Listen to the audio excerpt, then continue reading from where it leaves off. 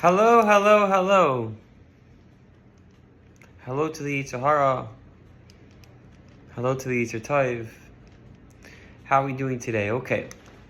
So, in today's Tanya, we're going to expand upon this that we said that when we don't do Torah mitzvahs with intent, when we don't do it with the beautiful kavanah that we're meant to have, that is the wings to our mitzvah to fly it up to Shemayim, it stays in the oil of Pirud, in the separated world, in the whirlpool of 1,000 things, as written in one of my poems. Okay, so wherever you are in Pesach, if you're traveling in Costa Rica, or if wherever you are, let's plug in for a minute for some daily dose of Chassidus so we can have those wings to fly and do what we need to do. So, he says like this: So wherever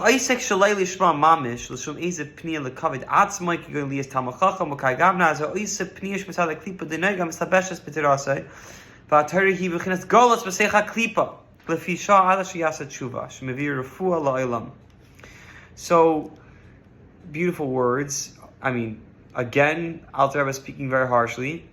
When it comes to if I do it shalei lishma, if I do it not for the right reason, but I do it literally for like a wrong reason, like I'm learning Torah because I want to like be able to like look good and appear good, be able to know what I'm talking about to people, to be able to just like be a Talmid Chacham, what's going on is it's not just that you're not feeding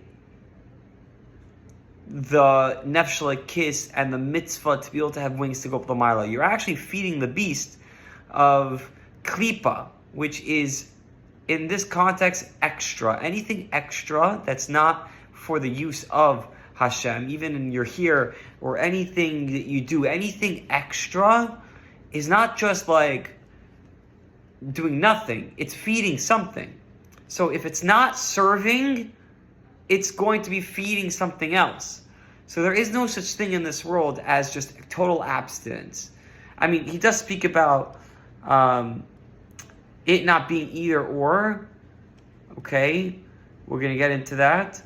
But when it comes to like doing something l'shem, like haughtiness, I want to know Torah to do like for my own good, you're feeding the klipa. What happens is you're taking the Torah, you're taking something like kos get lakai, and you're putting it in exile into the realm and the whole spirit of my own ego. I want to look better. You're taking Torah and allowing it to be the flesh to what? To my Yitzhahara. That's it. I just chose the content to be that of Torah instead of that of, opening up a club. So I told the Torah, I'm taking the Torah and I'm making it the flesh to what? The klipa, and I'm putting it in klipas noiga, in klipa, which is being used for shalosh klipas atzmeis in those moments. So I'm actually putting Torah, something which is in essence good, in exile. It's actually interesting. Yesterday I was having a conversation with a friend, an interesting conversation. We walked into an office and the office had a massive picture of the Rebbe there. Now the business wasn't the most honest business. It's a shady business that they're doing. And I felt very uncomfortable with it because I'm like, you're taking the Rebbe and you're having him be the face. Like I walk into like a hospital, the founder of the hospital is on the hospital. Like he's the face of the hospital.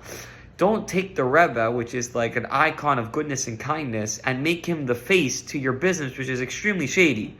So the reason this is being brought up for me now is because the same thing with Torah. I'm taking Torah and I'm using it as an axe to plow away on a forest that I'm building of my complete ego. It's about completely me. I just happen to be Torah. This is the way I'm going to make my claim to fame. So you're taking something, and not only is it not wings to the Torah going up to Shemayim and doing what it needs to do, you're making it the axe to hack your own ego.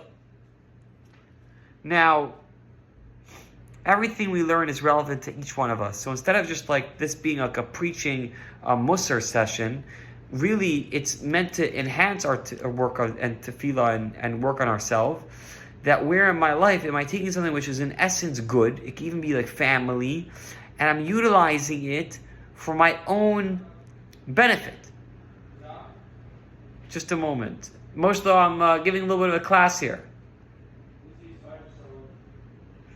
So, through Teshuvah, we can rectify these moments of learning Torah that were for my complete ego, and you actually extract it from the Klippa and allow it to be redeemed into Teshuvah, Tashuv El Hashem, returning to Hashem. So retroactively, all the moments of Torah and Tefillah or Tzedakah or anything we did for our own thing, we like redeem those mitzvahs to be able to fly up to Shemayim. Because when we turn to Hashem, our Torah also returns to Hashem with us. So therefore,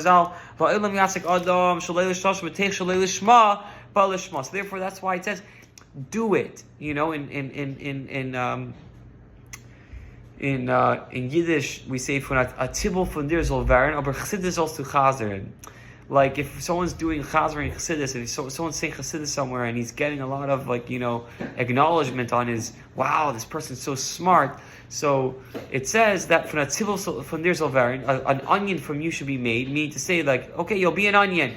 You'll be but through Lai Lishma comes Lishma, comes that it should be able to it'll end up being through Teshuvah for the right reason. And now this is the most unbelievable words he's going to say next. For sure he'll end up returning. Begilgals that either in this lifetime or in another lifetime. These are one of the Rebbe's favorite words to quote in his letters. That no one can stay detached from Hashem. So either in this lifetime or in the next lifetime, everything that's not with Hashem is going to have to die. Anything that's not Hashem's will die. So don't you worry. So anything that you feel like is not happening, which is the way it's supposed to be, give it time. Because everything needs to return ultimately to its source, and Hashem is good, and the nature is good to do good, and Hashem is the only real power in this world. So everything will end up staying on the path. It just, is it in your lifetime or is it in the next lifetime? So now this actually changes what I said earlier to not be exactly the case. There is a situation where it could be not to here, not to there. Someone just davens and learns time. He's not doing it to become haughty, but he's also not doing it to connect to Hashem. He's just saying words. He's just saying it. He's not putting too much thought into it. Interesting, he says. So then you don't need Teshuvah to rectify those moments. The second you wake up and start putting back the intent,